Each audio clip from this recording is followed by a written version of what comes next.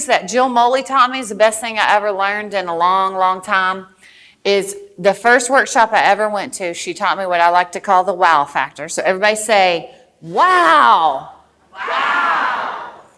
When we create safety, when we push that pause button when something happens, so if there's, let's say, a fire in the cafeteria, my first response in pushing the pause button is to say, wow, there's a fire in the cafeteria and it's the first day of school. That can't be good.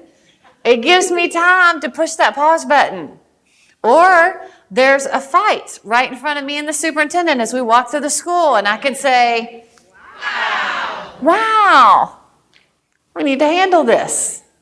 Or I walk in a classroom and the teacher is having a fantastic lesson teaching math, and I can say, wow, you did it. You used that new strategy we learned, and now you're doing it with the kids and they're being successful. So by just saying wow, I have time to push that pause button, smile, take a deep breath, and relax, and then handle the situation. Just like what Dr. Bailey talked about.